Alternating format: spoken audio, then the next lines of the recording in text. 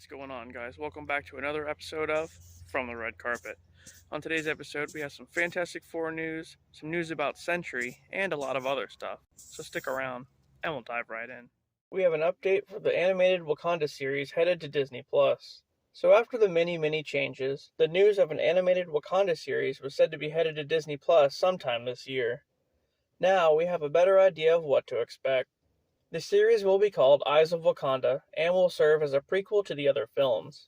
It'll focus on Wakandan warriors throughout history who travel around searching for various artifacts made from vibranium. And one of the people the show will focus on might be Bashinga, the first Black Panther. The only known cast so far is Denai Guerrera reprising the role of Okoye. And also, Iron Fist will appear in the series at some point. Eventually, we'll get the trailer. Wolverine's mask has been revealed for Deadpool 3. A long while ago, before the writer's strike, we got some set photos of Ryan Reynolds as Deadpool and Hugh Jackman as Wolverine on the set of the third film. They look to be in the void, the wasteland of the MCU where all the pruned things go that don't belong in the multiverse. Anyway, Hugh showed up in the classic yellow and blue costume from the 90s cartoon, and people lost their minds. One thing that was missing, though, was the mask. There have been a lot of photos of the mask between then and now that have turned up, but they all seem to be photoshopped. Well, here it is, the actual mask Hugh will be wearing in the film. Hopefully soon, we'll get a better look at the full costume altogether. Captain America Brave New World has some new set photos. Here we have Anthony Mackie and Danny Ramirez on the set as Sam Wilson and Joaquin Torres. In the film, Joaquin will take over the mantle of Falcon now that Sam is the new Captain America. We've got some new concept art for X-Men 97. The wait continues for the highly anticipated return of the 90s X-Men cartoon to Disney+. This one will bring back most of the original voice actors and will continue where the series left off back in the late 90s. While we still have a bit longer to wait, we do have some concept art for the characters. Here we can see Jean Grey, Cyclops, Storm, and of course, Wolverine, pretty much looking just like they did back then. Well, there are some slight differences. Storm now has a mohawk, and Wolverine's suit is a bit different. Jean looks about the same, but Cyclops' suit looks to have a lot more blue in it than it used to. Also, here's Gambit and Rogue. Gambit sporting his classic trench coat, while Rogue's suit is pretty much the same, but her hair is shorter. And that's all I have for now. It'll be exciting to finally watch the series when it comes out. Another character joins the Fantastic Four movie. Recently, it was revealed that the robot, Herbie, will appear in the film, and Marvel Studios is looking for a male actor to do the voice acting. In the 1978 animated series, the Human Torch was licensed out to do a solo film, and they had to replace him. So, Stan Lee and Jack Kirby came up with Herbie, a sentient AI that Reed created to be part of the team. I can only imagine who they'll get to voice him. A new actor may be Sentry in the Thunderbolts. In the comics, Robert Reynolds is a drug addict who ends up basically getting the power of Superman after ingesting a gold serum. This will change a bit in the MCU, though. The MCU version is said to have Valentina Allegra DeFontaine be the one who turns Reynolds into Sentry, using a modified version of the super soldier serum. Sentry, of course, will be part of the Thunderbolts team at first, but he'll become more mentally unstable throughout the film, and then he'll become the main antagonist by the end. Also to note, the Sentry has a dark alter ego called the Void, which is way more evil and crazier. I'm sure we'll get to see some part of that in the movie. And last week, I talked about how Stephen Yeun walked away from the role of Sentry due to production setbacks, and how Ryan Gosling's name was thrown around afterward. But now, it's looking like it might be someone else entirely. Austin Abrams, who's most known for the show Euphoria, has been offered the role of Sentry, so we'll have to wait and see if he accepts. Thor 5 might go in an entirely new direction.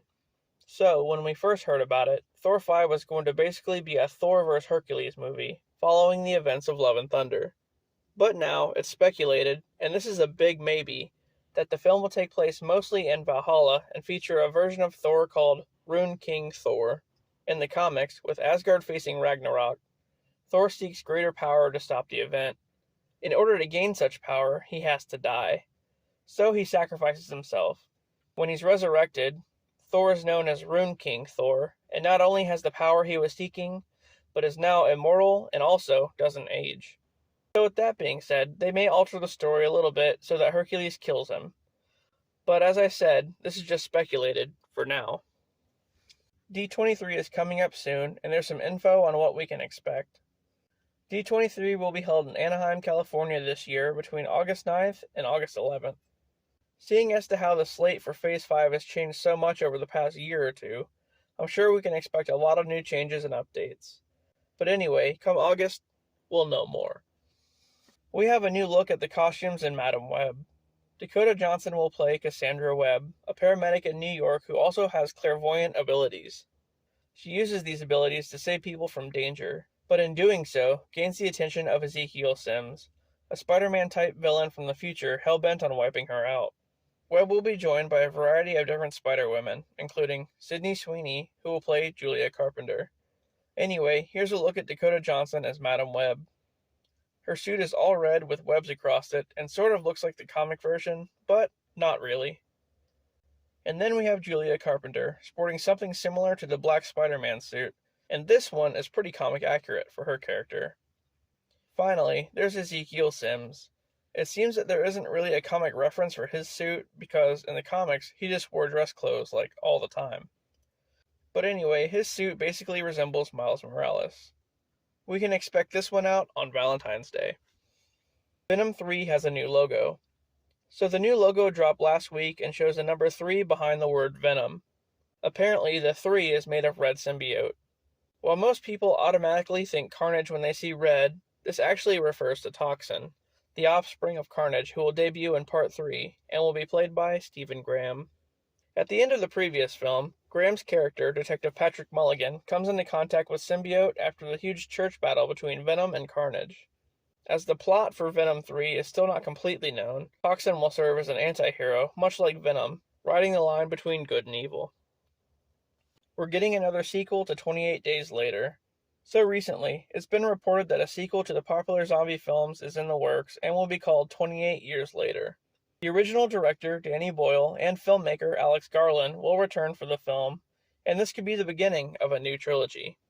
But there's no other info just yet. The Exorcist sequel will be getting a new director.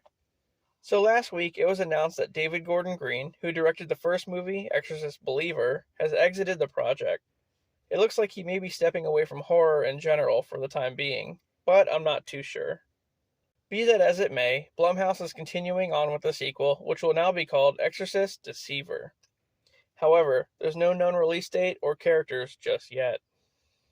Alright guys, well that does it for this episode of From the Red Carpet. If you enjoyed the content, please don't forget to like and subscribe for more. And with that, I'll see you on the next one.